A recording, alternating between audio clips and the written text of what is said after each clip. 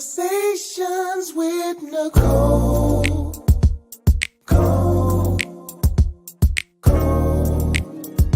Conversations with Nicole. Let's talk about it.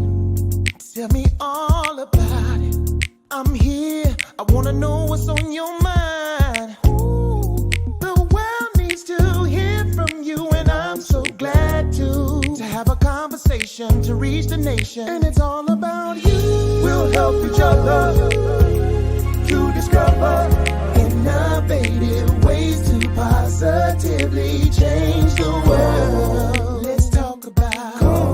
Let's talk about. Yeah. Let's talk about conversations with Nicole.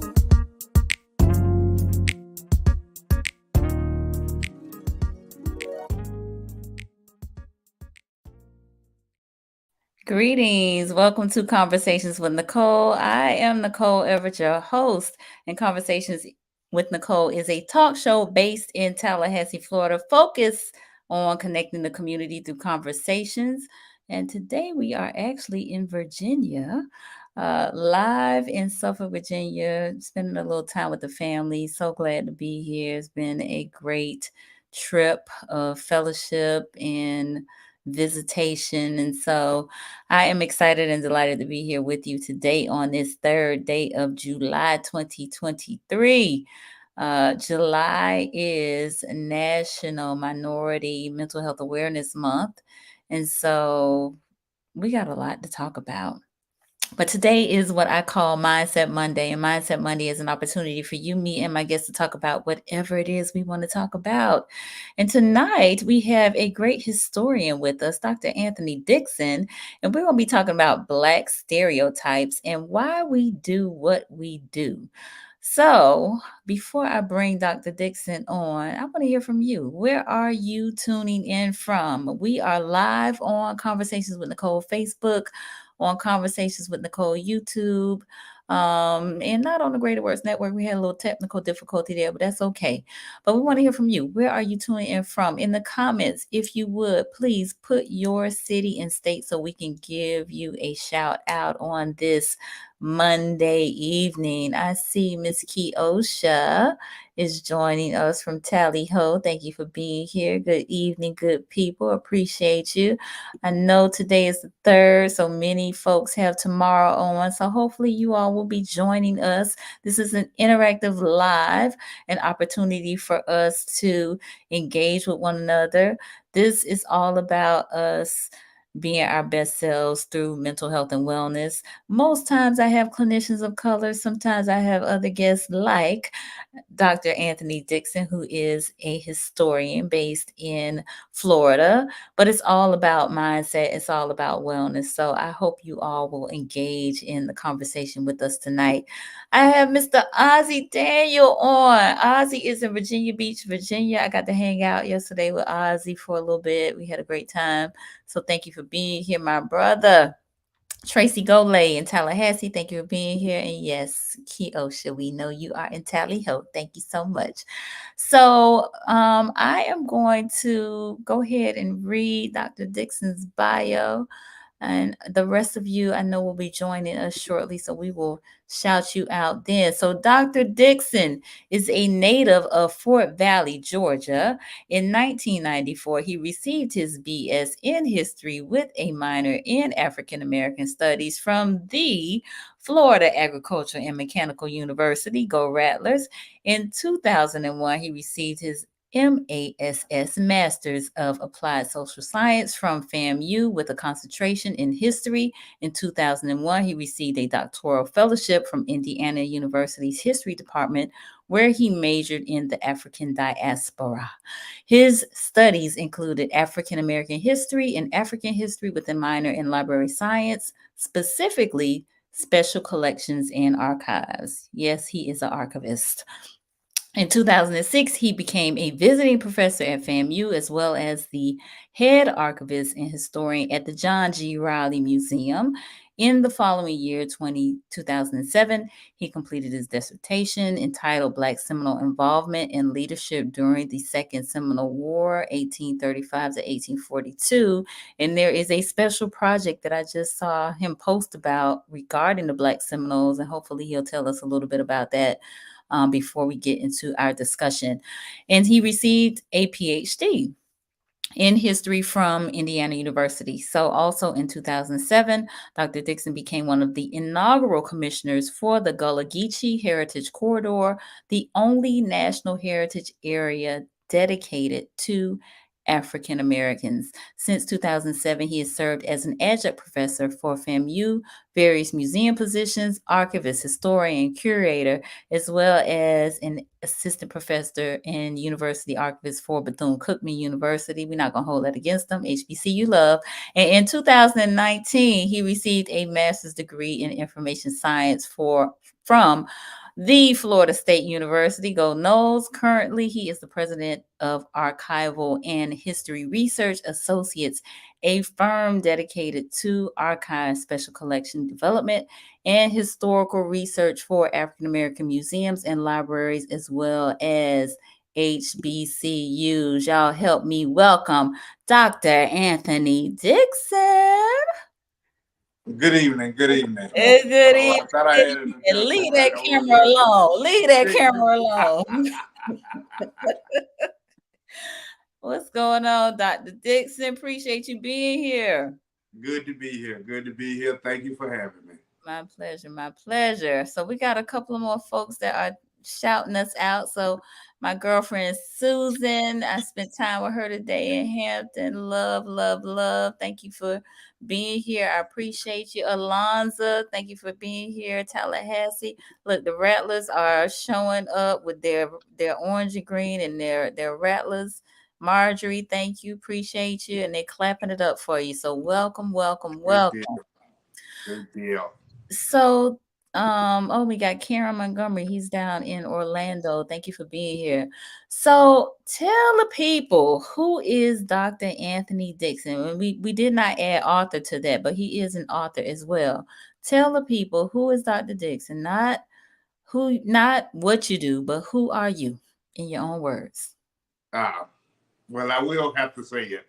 I'm a public historian, and I'm dedicated to looking at the uplift and empowerment of the African American community by using historical research. I like to do certain things in the community and take and kind of bridge that gap between academia and the public. And how can we take the useful information and apply it to today? I'll give a quick example. We have an issue, of course, with gentrification, but we have an issue also with African-American families that are in crisis because they're losing their land and they're losing their family's land that they've had in the family for generations. And we're losing African-American neighborhoods. And so we also look at those neighborhoods and we look at the historical significance of the neighborhood, and we try to get that neighborhood designated as a historic neighborhood. And if we can get it designated as a historic neighborhood, then it goes into an automatic category. You get certain things from the city, the county, and the state, and the neighborhood is actually able to do some economic empowerment by being a historic neighborhood. So we use history and historical references and things of the past to look to see how we can use it for our empowerment going forward into the future. Absolutely. So we're talking historic preservation, which can also have some economic implication as well. Yes, that's just one example. Okay, very good. All right. Well, we got Patrick Barrett on, giving you a shout out. Good to see you, Dr. Dixon, and Mike Butts from Tampa, Florida. Thank you for being here. So again, as I shared in the intro, July is National Minority Mental Health Awareness Month. And so, what better way? Oh, why would she call me right now? What better way to start that than to kick off with Black stereotypes? Dr. Dixon and I were having a conversation regarding Black stereotypes and thought, the mindset around that, like what are some of those, and why should we be concerned about that? But before we kick off in that, I'm going back to your bio. We talked, well, your bio mentioned the Black Seminoles, and I recently saw a post that you did regarding the Black Seminoles, specifically one of our faithful viewers and my friend, Miss Tamu Pumpkin, was on there, and I know she is of Black Seminole heritage. So tell us a little bit about that project. Oh yes, basically, I was contacted by a filmmaker in Los Angeles by the name of Zarian Hadley, and he basically told me of his interest in the book. And my book is called Florida's Negro War: Black Seminoles and the Second Seminole War, 1835 to 1842. And he basically said that he was quite interested in turning the book into a feature-length film. And so we've been working on for the past about 6 months now, turning the book into a script. And now we are also looking at doing both a full film as well as a documentary in the process of making this film, because we want this film to be an African-American community event as well. And so we are asking the African-American community all around the country to support this project. It's called the Black Seminole Project. You can go look us up at blackseminoleproject.com. And so we are in the process of doing this major film. We plan to have it on the screen as a major film production. But also, like I said, in the process, we're going to document the process of making this film as well.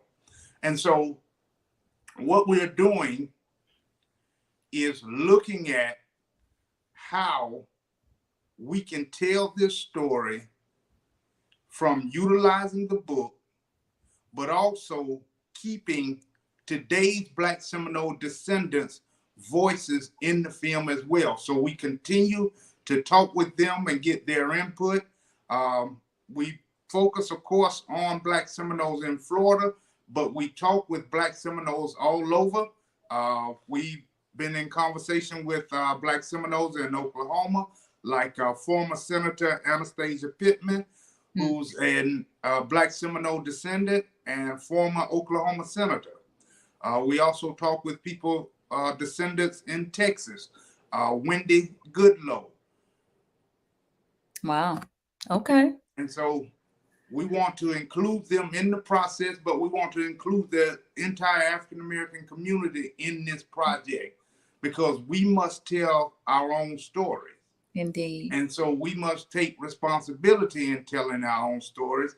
And we want this to be a project that the community can get behind. So I'm inviting the community to start first by getting the book, Florida's Negro War, read the book, and then go to our website, Black Seminole Project, and keep up with us as we create this film. Nice. All right. I will get that information to the viewers on the site, on the Facebook page later. I'll get those details and post it. So you all can be a part of the history that is being that's happening right now, that's in the making, the history of the past and the history of the future. And I definitely want to give a shout out to Tamu. Definitely a shout out for Pumpkin, because she's been supportive of this project since day one. Every time we bugged her, so to speak, when we were trying to put some first elemental pieces together, she basically told me, Dixon, call me whenever. I'm all in. And she has been just that. And Nice. so I invite people to actually go to the website again, and you can see her initial interview that she did with us. Yes, I posted just a snippet of her talking about it on my personal Facebook page. But like I said, we'll get the information up on the Conversations with Nicole Facebook page so folks can follow the movie and what you all have going on. But thank you for Thank sharing you. that. Yeah, no, my pleasure. So we got Miss Brandy Tyler McIntosh here in Tallahassee. Thank you for tuning in. Norman Walker saying good evening, Dr. Dixon. Dolores and Norman Walker are tuning in. Oh, And yeah, family. nice. All right. Uncle Norman and Auntie Lois from West Palm. They tuning in. Appreciate it. And my All right. Nick Rains in Tallahassee, appreciate you being here as well. So I want to start before you and I get going, but I want to start with our viewers. I want you all to tell us in the comments, if you don't mind, again, this is a safe space for us to communicate with one another, some of the Black stereotypes that you have heard during your lifetime. What are some of the stereotypes about Black folks that you have heard and you have maybe been curious about the origins of them? So in the comments, again, no judgment, safe space, we all family. What are some of the stereotypes that you have heard about Black folks that you know, have thought that can't be true, or wonder where that came from? All right, I'm gonna call some of these out and hopefully we'll address some of these. But Kiosha started us off with lazy. Have Oh, you heard that one before, Dr. Dixon? That Black folks are lazy. yes. Here's the real thing about that. That idea that African Americans were lazy didn't come about until we stopped working for them for free. That's what I was about to say. And when we started looking at how we can use our own work for our own benefit, then we became lazy. And so then that just continued to go on through the 1900s. And so then it has gotten to the point now where white people in particular still like to call us lazy, but they never entertain the idea that African Americans are simply tired of working for them. And so that idea of us being lazy is that one-sidedness and nearsighted idea, because African Americans want to work for themselves. And they want to have the same neighborhoods and want to see the same economic empowerment that has transpired in their communities.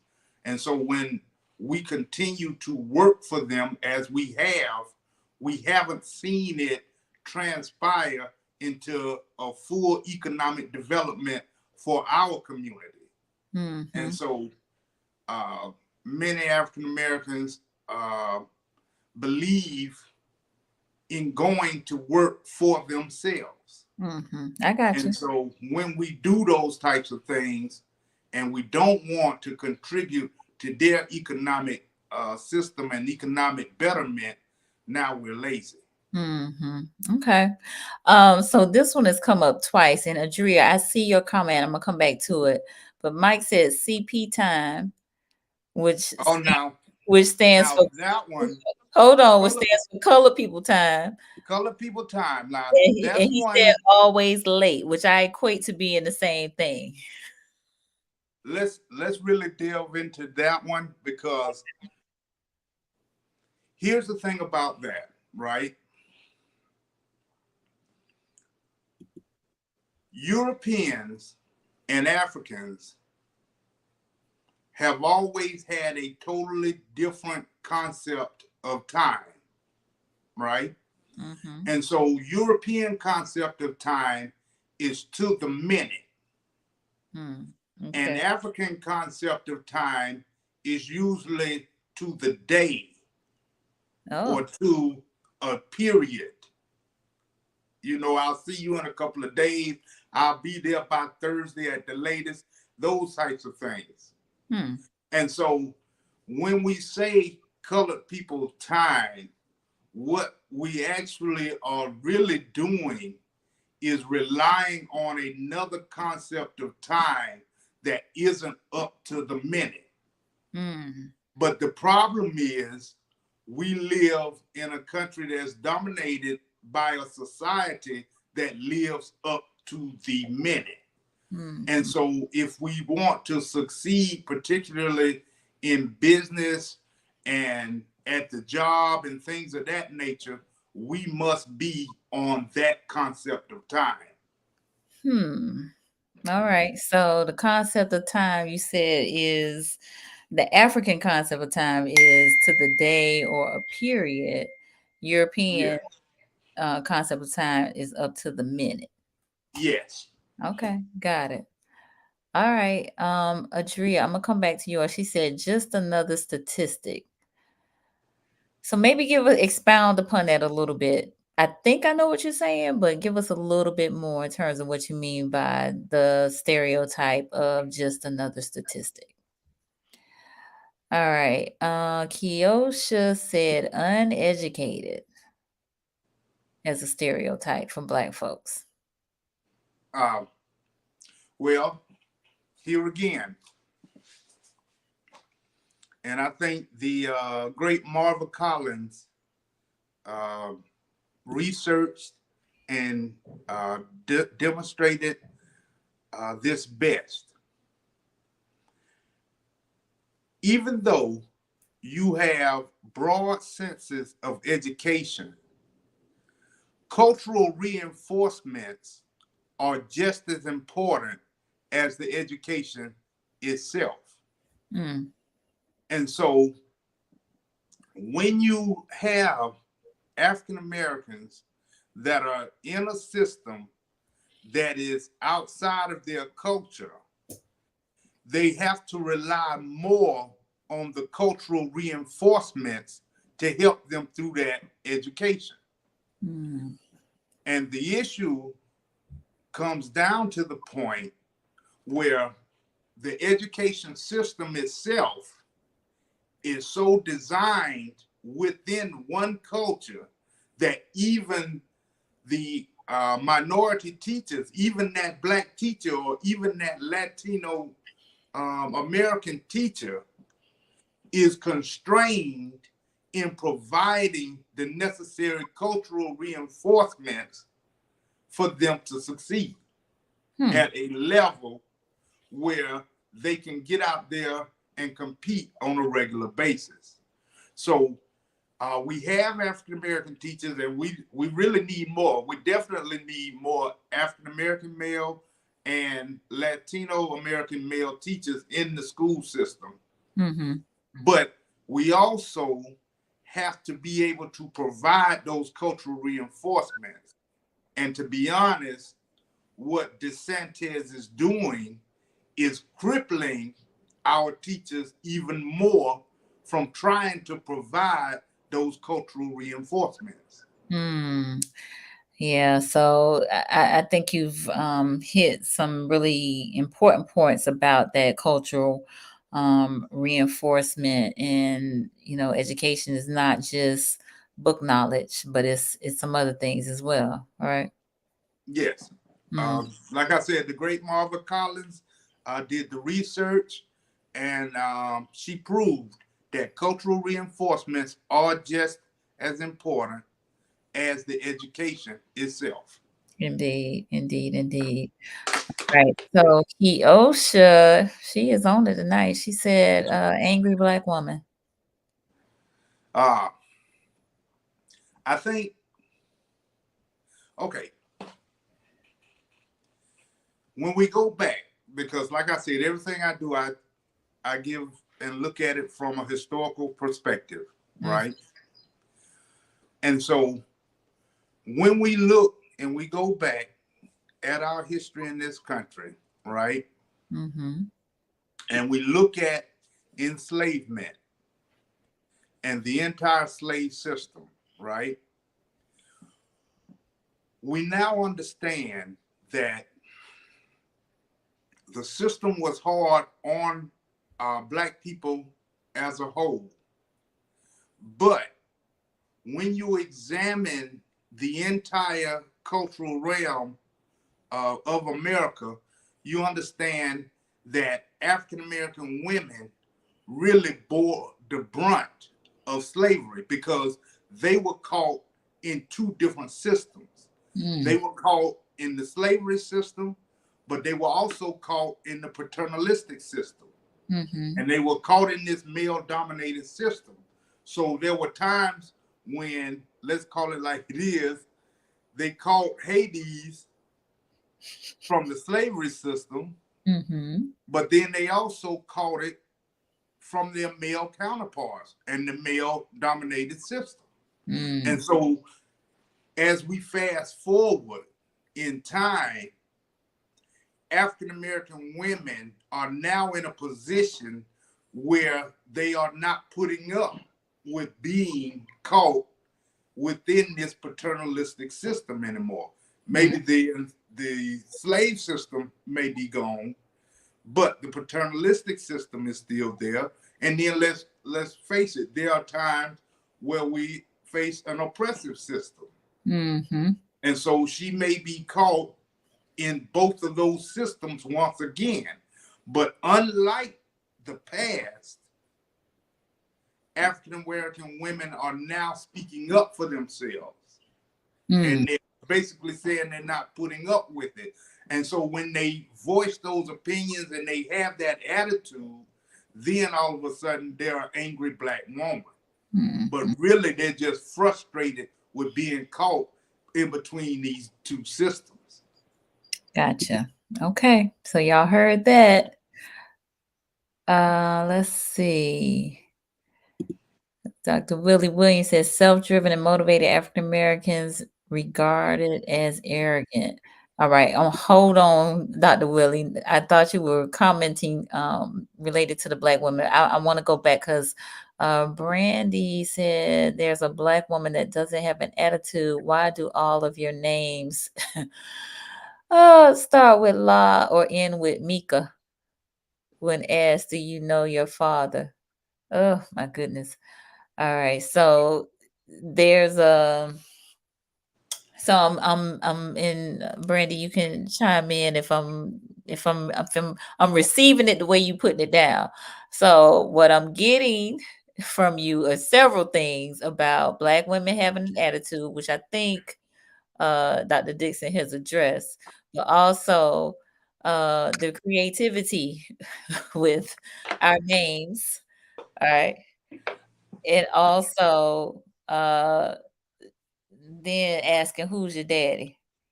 All right. So there's a little bit of, I think, a shade or disrespect going on with that one in terms of Black folks not knowing who their father is. Right, which is really a misnomer that Oprah Winfrey, thank goodness she just exposed that with real statistics about African American men and fatherhood. Okay, I missed that, so I'm gonna have to go back and check that out. Yes. So she agreed. She said, yes, ma'am. Okay, cool. All right. So I think again, we addressed the attitude and the angry Black woman piece. I don't know. You want to try Let's talk about the names. Okay, let's do it. Right quick. All right. I used to when I was teaching and I would come across a name that I couldn't pronounce, I'd try my best to pronounce it. And every now and then the other students would laugh, but I'd tell them I'd rather her name be that than Elizabeth, to be honest with you. Because what we try to do with our names is give it a uniqueness of its own outside of white American culture. And there's nothing wrong with that resistance to really be within African American culture. I know the argument is how to survive and whether or not your child will have problems in the workforce when they get older and this, that, and the other with a unique name, but we must make the changes ourselves, right? In other words, we must accept those types of names, and then we get them to accept that we do not subscribe, all of us do not subscribe to simply naming our children Elizabeth, Susan, and things of that nature just to accommodate and get along better with larger white American society, especially now that we are moving toward a time when there'll be more minorities in this country than whites. Okay, so the browning of America. All right. Let's see. Oh, we got lots of comments. Okay. Dr. Willie, I'm gonna get you next, but let's see. Randy said, and associating those names with being ghetto. Environment. Right. Yeah. Well, that's the thing, right? Anything that's opposite of what white America seems as mainstream goes all the way to the opposite, in which now we just coined the phrase ghetto. Indeed. We got Michael Cork on here. Thank you for being here. He's in Tallahassee. He said, I was just talking about the misrepresentation of the Black father. The rhetoric doesn't truly depict the reality. Indeed, indeed, indeed, indeed. Thank you for sharing that. All right, and we have Dazan Dixon Diallo, who was giving a shout out to you, Dr. Dixon. That's my big sister there. All right. Thank you, big sis, for being on here. We appreciate you. All right. So let me go back to Marjorie. Oh, and Travis Walker, your cousin, he also is giving you a shout out. All right. Marjorie said aggressive, combative, seeking handouts, more resilient to handle tougher situations, escalations. These are also positives. We are faster, stronger, intimidating due to our potential, thereby perceived a threat. Yes, I agree. And later on, I want to not right now, if possible, sister, but later on, this whole thing about seeking handouts and victimization. I would, if we could, I'd like to say that one for last because We we will. really need to get into that one. Okay, we will. All right. So we are actually a little over halfway through. So I want to I want to give a moment to just for those of you who are just watching us. It's Mindset Monday on Conversations with Nicole. I am on with Dr. Anthony Dixon, a historian, an archivist, a curator, and author, and we're talking about Black stereotypes and why we do what we do. Look, we didn't even touch on the ones that he and I talked about. We just got them from you all today. In the comments, I asked for you to just give us some of the Black stereotypes that you all have heard of, and we just kind of have rolled from there. All right. So Kiosha says Black women as welfare queens. Oh, that is probably one of the biggest misnomers and stereotypes that have been put on sisters, because statistics have shown for the last 15 years that the majority of the women that are receiving assistance and quote welfare assistance are white women in the Midwest. And that statistic has been running now for years. Wow. Interesting, interesting, interesting. Okay. All right. So, Dr. Willie, I'm gonna get to you now. He says self-driven and motivated African Americans regarded as arrogant. I think they used to call them uppity. I was getting ready to say it's the same concept of being uppity. When you want to have your own self-reliance, you want to have your own self-empowerment, and you are, like you said, self-driven and motivated, you are now uppity and you aren't humble enough. Okay, so that is the origin of that. All right. Let's see. And we got Miss Maya on here. She's in Tallahassee. Thank you for being here. She said, this is refreshing to hear because there have been times that I felt like my name depreciated my self-worth in the eyes of others. I'm just getting to the place where I'm owning my unique identity. No, Love. you own it. You own it, sister. Own it. Absolutely.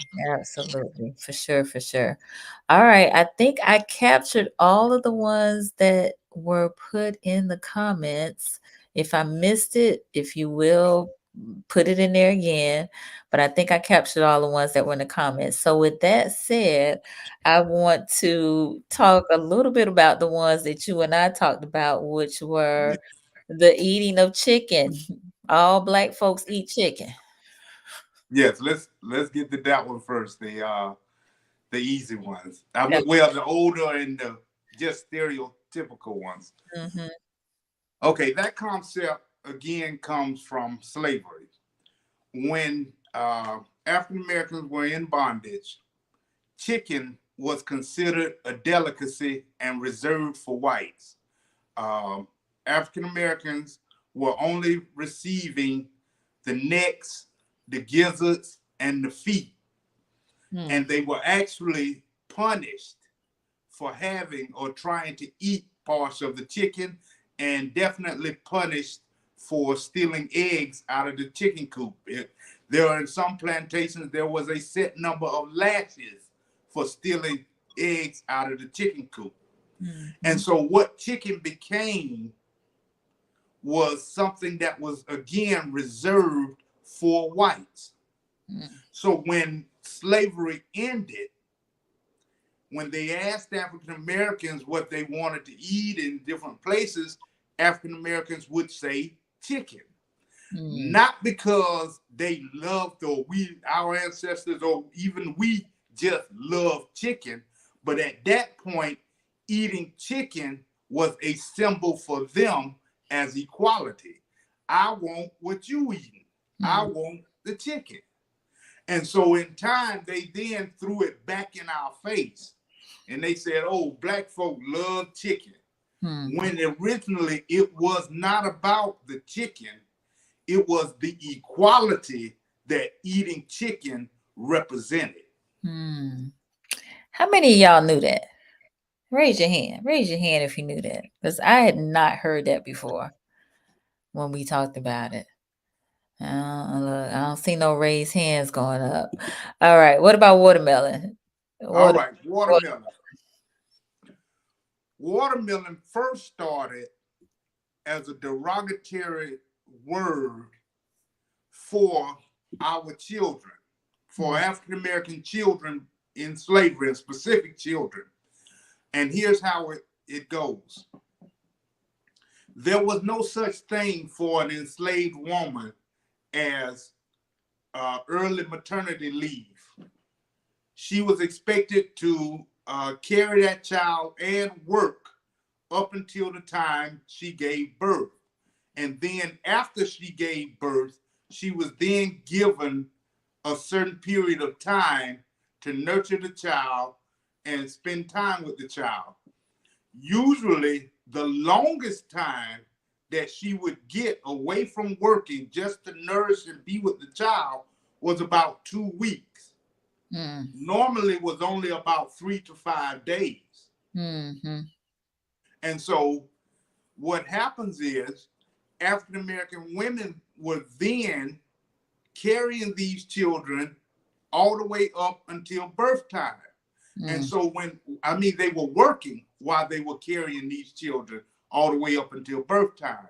And so many of our ancestors were born right there in the fields between the rows. Mm. And so what happens is the overseer started saying that, oh, you having a little watermelon, or you had a little watermelon, a little black watermelon. And Mm. what he was referring to was any child that was born in the fields. And so it became known as a watermelon baby. And Mm. so when we fast forward into the late 1800s and early 1900s, they still had this concept of watermelon babies. And if you ever look, and sometimes you will find some, you'll see these caricatures of dark-skinned children, and when they're smiling, in their smile is a watermelon, because that was their idea of a watermelon baby. And so then what happens in the early 1900s, when film comes and people grab hold to these short films, which was for their time, our internet of the day. Yeah. They put on this film of having African-American children and African-American adults, but mainly African-American children, having a watermelon contest. And so that film became very popular. So the idea of watermelons and African Americans' connection and loving watermelons, right, actually started with the idea where overseers were calling the children born in the fields watermelon babies, and you love your watermelon baby, to transforming in the early 1900s to African Americans loving watermelon. And so when they did that watermelon contest and put it on film, the concept was then shared from the South to all over the country. So that whole stereotype about African Americans and watermelon went from just being in the South to all over the country when they started that short film of having African Americans in these watermelon eating contests. But the original thought came from when overseers would call a child that was born in the field a watermelon baby. Again, did not know that one at all either. Mike said he heard the one about chicken before. But again, it's good to know, these types of nuances of the stereotypes and some of the sayings and things that are, upheld, because it keeps progressing forward, without us really knowing why it is or what it is. So again, appreciate the history. So again, don't see anybody. Oh, wait a minute. Brandy has chitlins. So is there a stereotype around Black folks eating chitlins? No, chitlins just remains in the African American diet because, again, there were certain parts of the pig that African Americans could only eat on holidays and things of that nature, but they were allowed to have the intestines on a regular basis. So chitlins just became a mainstay of our eating and our within our structure, within our cultural structure. It became a primary food. So Keosha said, so I have stopped teasing my baby cousins by calling them waterhead. Oh yeah, please do that. Yes. All right. So let's jump into this victimization piece. I know you want to. Hold on. Can we do one more before we jump into victimization? I think we got to do this one. We got to do this one. What you got? When you go into the church, right? And you see African Americans raise their hand like this. That church finger. When they're moving, that one finger to move in church or leave church. That actually comes from slavery as well. When the enslaved were in church, they had to receive permission to either go to the restroom or leave if they were on the task system and they had to go to work. They had to have permission to move within the church. So they would raise their finger like this and wait for their master to give them permission to move. And then they would move with their finger up to show other whites that they had permission to either leave or move during church. Now, I know that people say now that we do this out of respect to the pastor, especially if when they're moving in the church and the pastor is preaching. However, I have seen many times when people just simply leaving the church will throw up their finger and walk out. Mm-hmm. And so I just want us to understand where that actually came from, and that is something that we have still brought from slavery. Okay. All right. So again, that was one that I did not know, but I have definitely seen that and have done that myself. That, you know, excuse me. But to me, it seems like you kind of bring more attention to yourself with this finger up in the air, you know. But I think, there is this kind of unspoken uh thought, rule, more norm that you're trying to excuse yourself from the service in a quiet, kind of respectable way. Right. Okay. And All it right. actually started out as a permissive way to get permission. All right. Kiosha said lots of lessons tonight. Good conversation. Yes. Thank you, Kiosha. All right. We got Keisha Washington with us here. Tallahassee. Thank you for being here.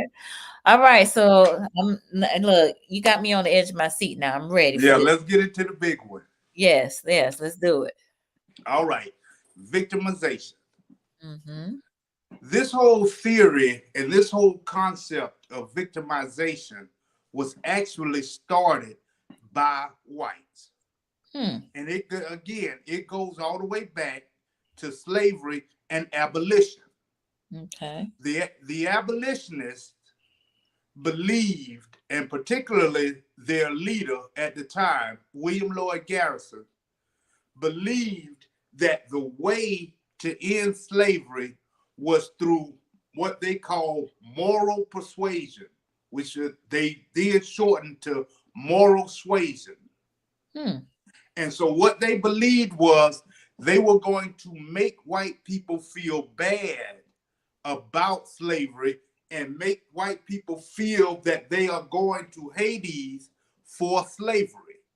And so what William Lloyd Garrison would do was that he would bring Frederick Douglass in, and he would have Frederick Douglass dressed in the worst attire, hose, raggedy, looking like he was still enslaved. And he would ask him to look down on the floor and talk and tell people about slavery and his life as being enslaved. And so Frederick Douglass did this for a while. But then Frederick Douglass started thinking on his own, and he said, no, I'm not doing that anymore. Frederick Douglass then started dressing well, and he came in and he would look them in the eye and talk about slavery. And his message started changing, saying, this is what we look like out of the chains of bondage. We look just like you.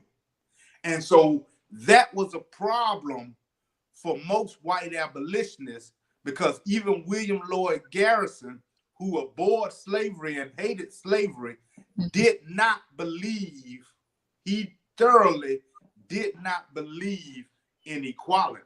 And so what he wanted was to use this quote unquote victimization and this downtrodden Negro to use moral suasion on whites to make them feel bad. And so he started this actual idea of victimization just to make whites feel bad about slavery. Interesting. And so then as we fast forward, right, and we go into another period in the early 1900s, and we get to the creation of the NAACP. And when we get to the creation of the NAACP, right, we have two Jewish men, right, that are actually bringing up the original thoughts of the NAACP. I don't know if people know this or not, but two Jewish men actually came up with the basic concept, and they presented it to African Americans. Okay. But when they did that, right, the tactics that they wanted to use were still in line with this moral persuasion, right? And so this is why the NAACP started as an anti-lynching society. And so what they would do is they would make people feel bad about lynching. And in doing so, they wanted to use this moral persuasion. So then again, here comes that idea of victimology and victimization. And so the problem, though, was that, and this is sometimes some may see it as an unpopular opinion, but I base this on facts. When the Jewish people helped create these ideas and they started using and persuading African Americans to march and things of that nature, because marching actually started in the early 1900s with the NAACP. They would put out a banner every day about how many people were lynched in the South. And then they also brought up ideas of walking and looking at changing the law and looking at things of that nature. And so this is why WEB was one of their main people to work with, because he believed in working in the system and, of course, education and voting. But at the same time, and some people think it's an unpopular thought, but it is what it is. At the same time, Jewish people actually utilized more of Booker T. Washington's ideas of self-reliance and based in education and economics. And so while we were marching and looking at the courts, they were basing theirs on economics. Now, as we fast forward again, and we get to the civil rights movement, the entire nonviolent movement is based in the Christian ideas, right? And within these Christian ideas, right, we're talking about pacifism. That's the theoretical. The practical part of that also is, though, you are doing these things in still that same attempt to get to the moral indignation of white people. So we're still using that moral suasion, trying to morally get them to do right. Right. And in doing so, though, and being passive, you create and help foster the ideas of victimology again. And so this whole victimization process has been building ever since we left slavery. And so now, when we get to a point where we call out the different injustices, right?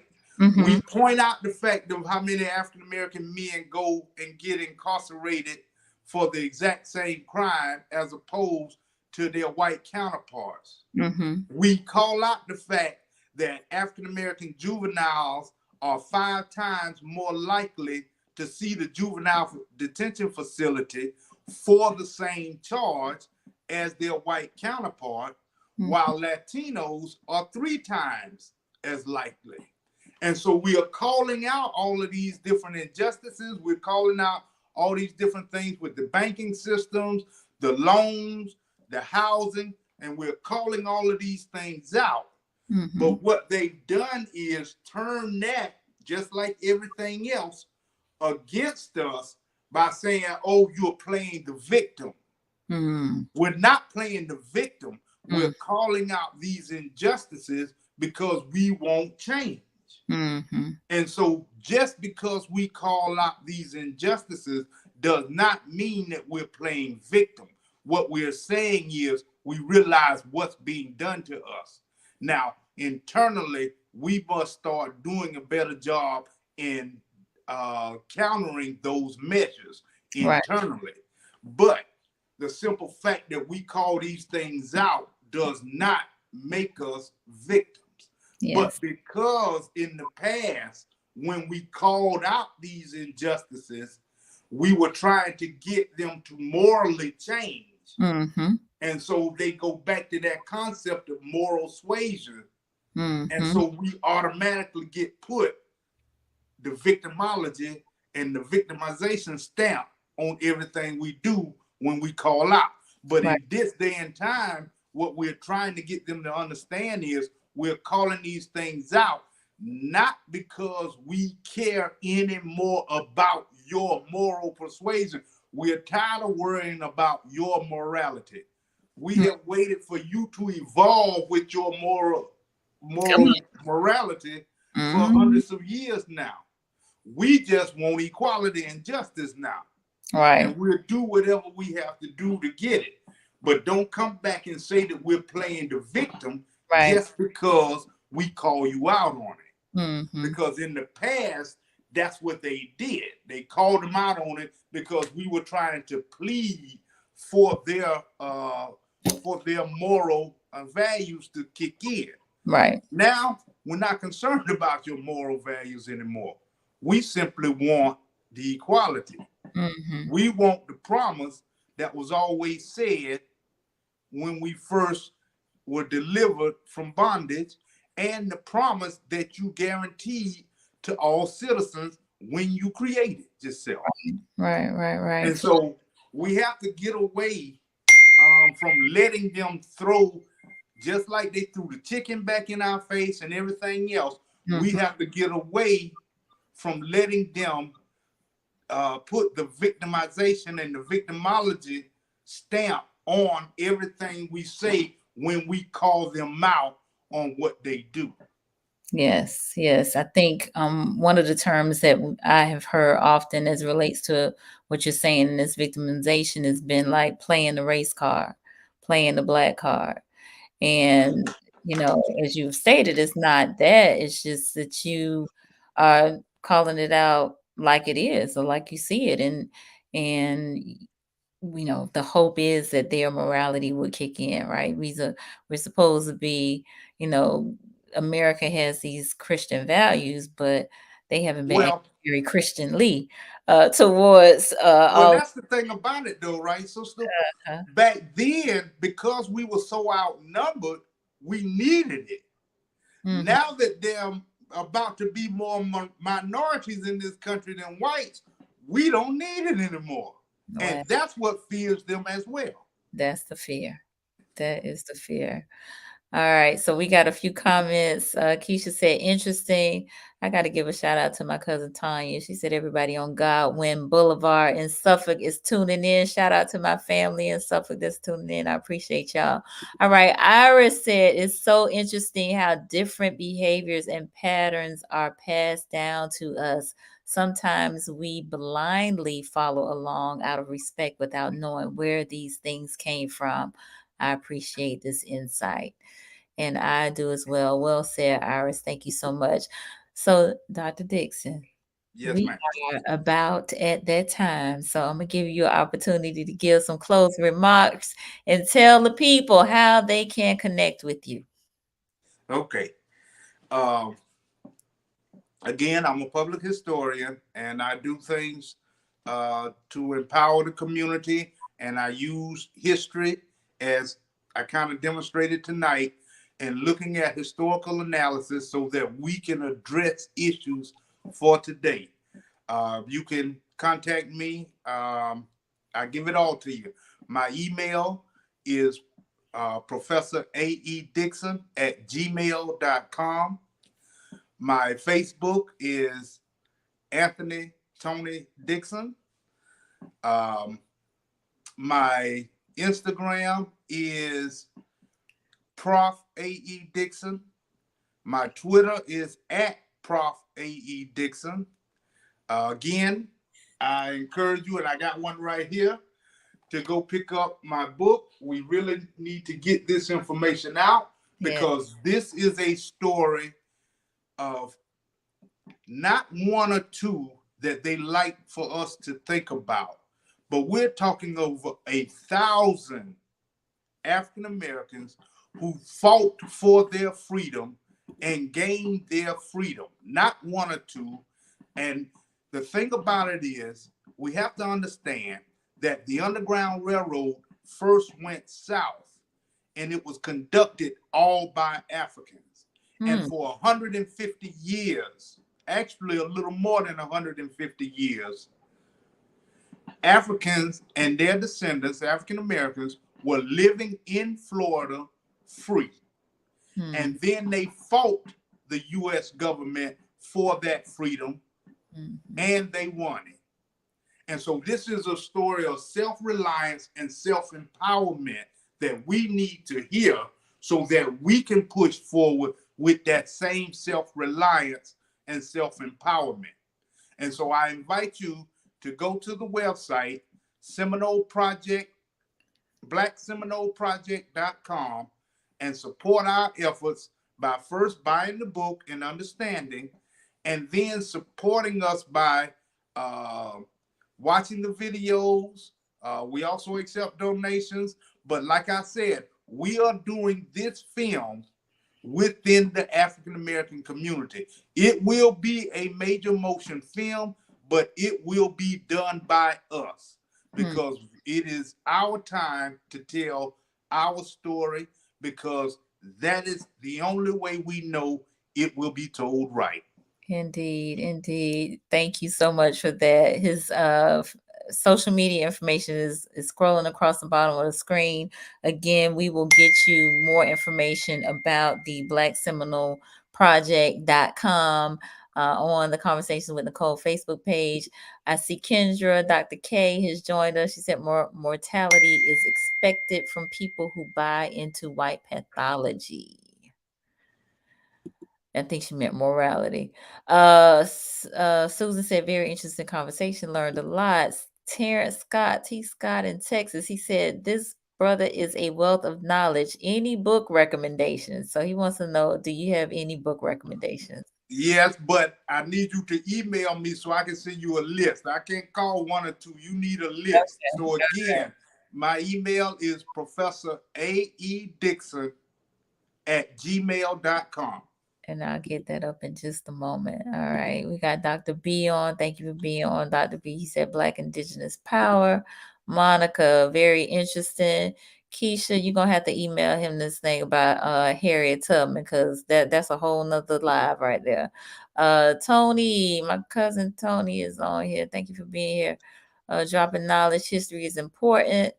Brandy, thank you so much, Dr. Dixon. This was excellent. Always, Mr. Cole. Well done. Thank you, Brandy. I appreciate you. And Dr. K didn't know that about Underground Railroad. Thanks, Dr. Dixon. Yes, thank you. So I hope you all have found this to be helpful. Check those stereotypes. Fact check them. Get the receipts. Let's see what's going on with it. We just gave you just a few tonight, but there's more to this, much more to this. I think we might have to have you come back on, Dr. Dixon. You ready for that? Anytime, sister, anytime. All right, all right. So again, hopefully you all have found this to be helpful. Please, let's keep this conversation going. Share this, tag a friend, so that they can learn of some of these stereotypes that we covered tonight. And Tony White, that is Tony Antonio, not my cousin. Thank you, Antonio, for sharing that. Okay, Antonio White, that's who that was. So yeah, let's keep this conversation going. Again, I am on here Mondays and Wednesdays. My focus is on mental health and wellness in Black and Brown communities. And although tonight we didn't have a clinician on, but we got a history lesson about Black stereotypes and why we do what we do, while y'all are raising that church finger, the history behind all of that. the chicken, the watermelon, all of it. So if you missed it, catch the replay, tag a friend, let them know. We are all about connecting the community and about our mental health and wellness. So again, 8:30 p.m. Eastern time, Mondays and Wednesdays. Please, please, please subscribe to the Conversations with Nicole YouTube channel if you haven't done so already. My guests who are here with us tonight, please subscribing and supporting it. And we need all the support we can get. If this benefited you, let me know in the comments. Let us know. I see a few of you are chiming in. Miss Darlene is saying, yes, come back.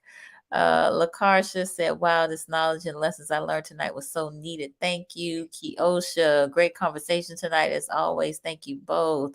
Keisha, yes, ma'am. Mike Butts, great show. My mom was late. It's okay, Ma. I appreciate you being on here. It's all good. It's all good.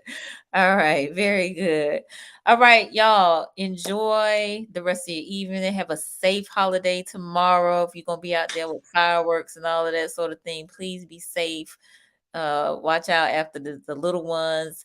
And God willing, we'll see you on Wednesday. Y'all have a great rest of the evening. Peace.